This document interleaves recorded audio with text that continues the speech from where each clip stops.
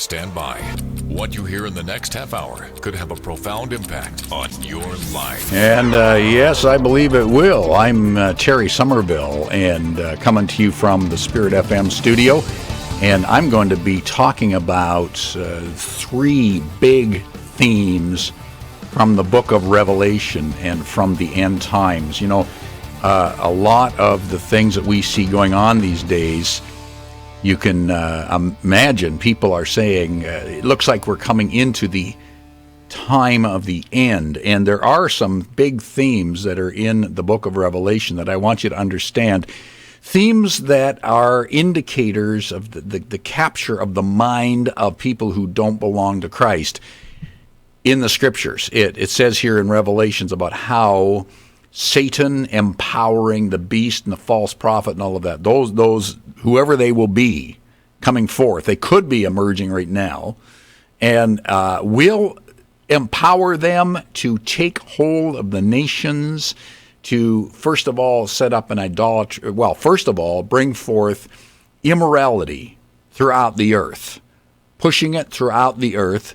Secondly, to bring forth a economic system that binds people. And then thirdly, idolatrous worship, even of an idol that is given power to speak and destroy.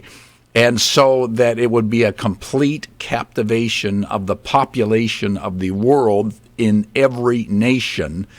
And those that belong to Christ, who really belong to Him, are not going to be part of that. But we'll be persecuted, we'll be hunted, we'll be killed, according to what the Word of God says.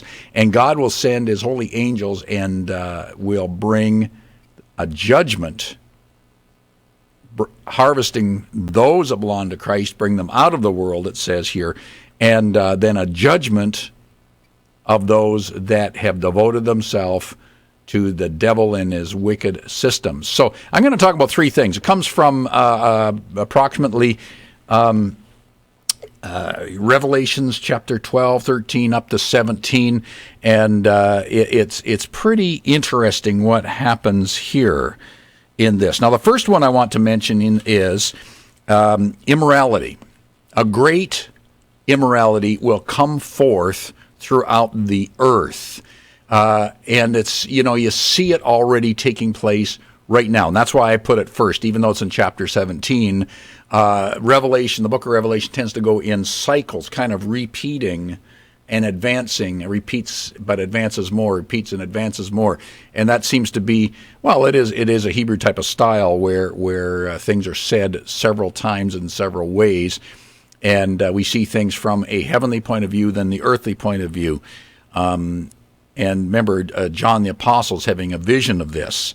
So I want to try to simplify some of it for you just to get a hold of it. Now, in chapter 17, what it is saying to you is that John is given a vision of what he calls a great prostitute, and one that sits on many waters. We're told that the many waters represents the nations. Okay? The rulers of the world have had immoral relations with her, and the people who belong to the world have been made drunk by the wine of her immorality. This, I believe, we're seeing take place right now. This is the plan. Now, whether it is completely happening now or it is another cycle of this, because these things have happened before in history, but never like, I don't think ever in the manner we've seen now, where we have media and television and movies and internet saturating the earth with immorality. And when a person is immoral, that means any kind of sexual relations outside of marriage to your own husband or wife, opposite sex.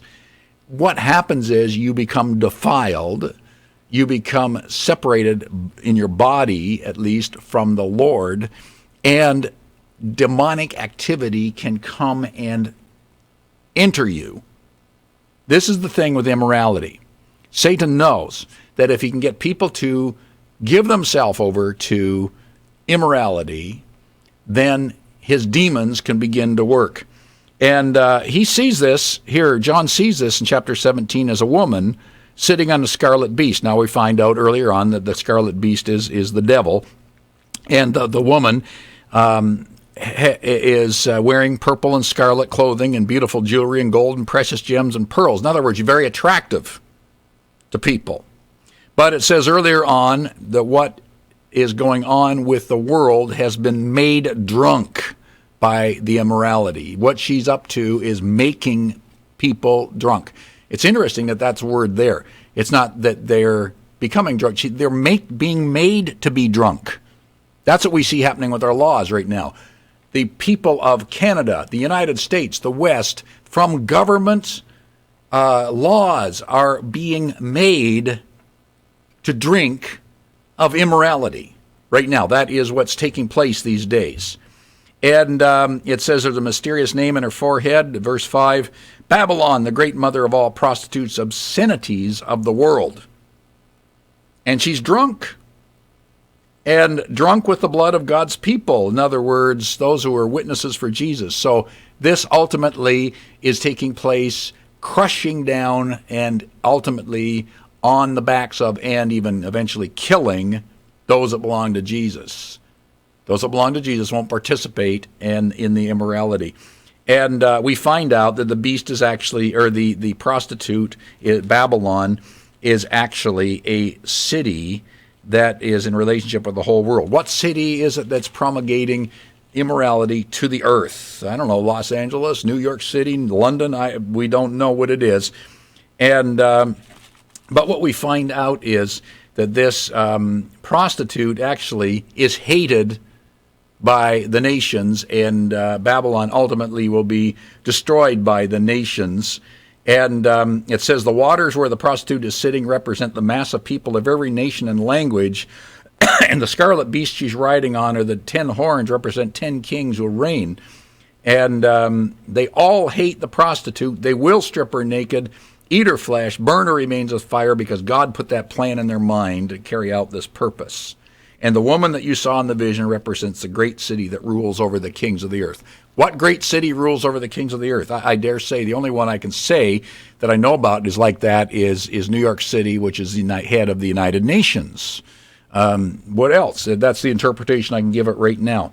But it says, all the nations, chapter 18, verse 3, had drunk of the wine of her passionate immorality. The rulers of the world commit adultery with her, and the merchants of the world have grown rich. Wow, what an indictment. That's taking place right now, everybody. Don't you be one of the ones that participate in immorality. Immorality is a deadly sin. Immorality will destroy your soul. Immorality will take you to hell, as you'll find out when the judgments are pronounced and the angels come and they swipe their sickle into the earth. Immorality is one of the deadly sins that destroys your life. Don't be part of it. Next thing we find out that's going on here is that there is also a financial overthrow in the earth. Now, I've got to say that right now, the reason that people would think that this is the end times is because we're seeing financial problems like never before. You might think, well, Canada, the United States, the West, right now, we're kind of stable. Well, we are kind of stable, but I tell you what, that few $1 trillion that was the debt after the 2008 crisis now has grown to hundreds of trillions of dollars. The entire gross domestic product of every nation on earth combined doesn't make the amount of debt and insolvency that's in the earth now. All that has to do is begin to collapse. The banks did not stop creating their bundling together all of their mortgages and products and debt and selling it, which has brought the first collapse about. It's now worse than ever. We could be and probably are in line for a major economic collapse. And what will come to the rescue but a new financial world marketing system and that would link everybody buying and selling together. And so what we have here in chapter 13 of Revelation is this so-called mark of the beast. Now, I was looking in the news the other day, and I saw that some leaders are saying they want to make people be implanted with a computer chip. We've heard this stuff before, but it's a reality. It's been done to cattle and animals for decades. But now it's like the size of a grain of rice, a little microchip and it just implanted under your skin and your forehead or your hand or your wrist or whatever, and then you put it under a scanner.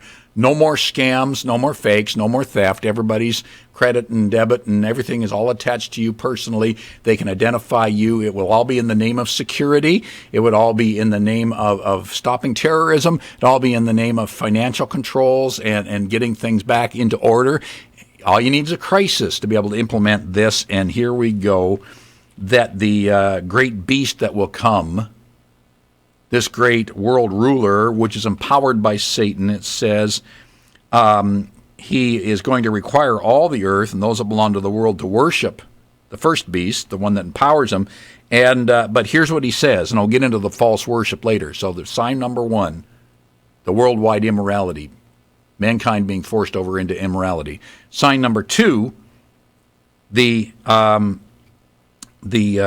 mark, the digital technology that we have now. He required everyone, great and small, rich and poor, slave or free, to be given a mark on the right hand or the forehead, and no one can buy or sell anything without the mark, which was either in the name of the beast or the number representing his name.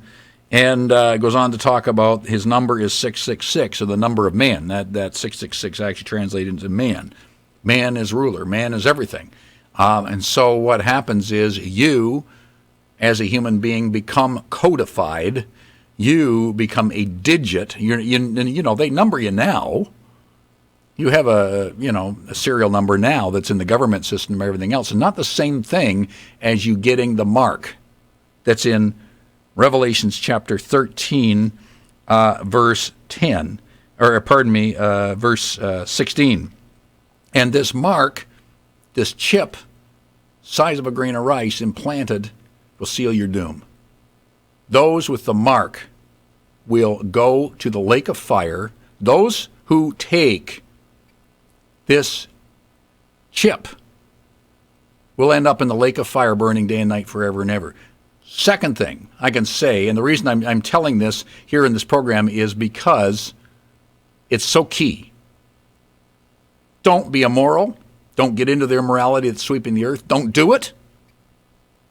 Don't get into the financial system where you take the mark or the chip in your hand, your forehead, or whatever. Don't do it. You will end up in the lake of fire that burns day and night forever and ever and ever. Finally, because we're just about out of time here, and I'll continue this tomorrow. Finally, third main feature that's going to be happening in the earth is worldwide worship of the beast and ultimately of Satan. We haven't seen an emergence of a worldwide worship yet, but it's probably on the heels of all the other things that are going on at this point.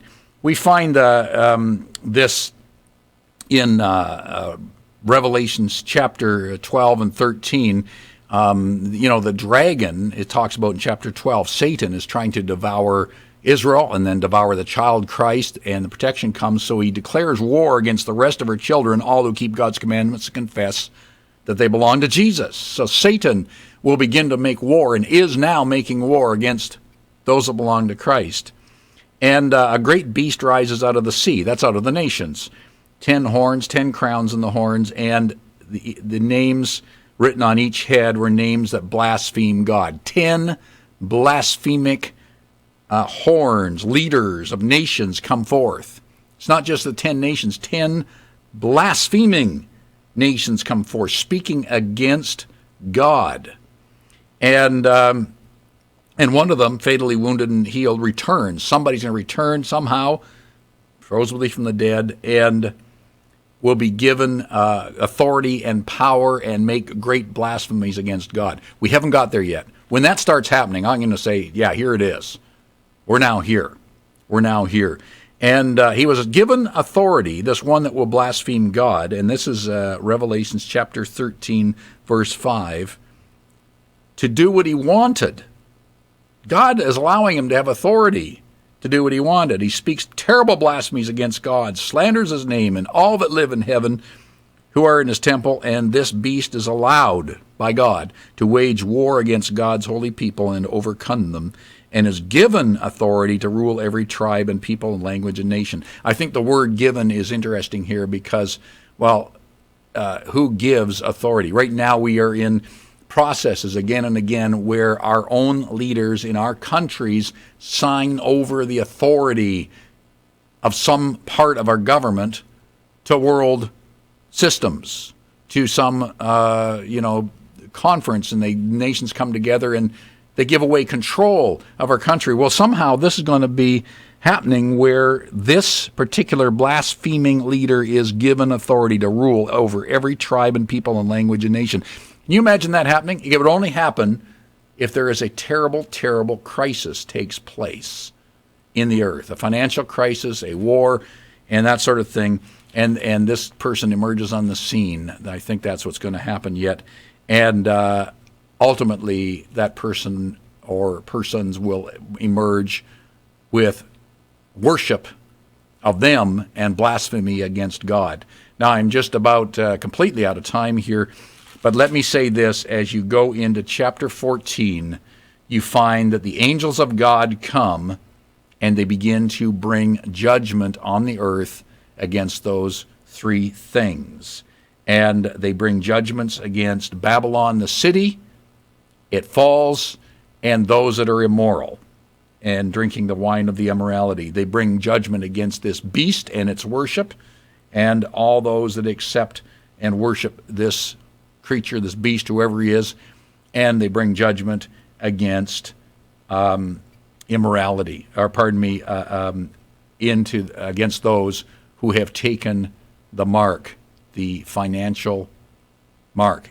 This means you, my dear believer, if you're going to follow Christ, will have to pay the price to follow him with all your heart, with all your soul, and maybe completely with your life. And so there we go. I'm Terry Somerville, and we're going to continue with this tomorrow, hopefully, and try to pull it all together. Thanks for tuning in and listening.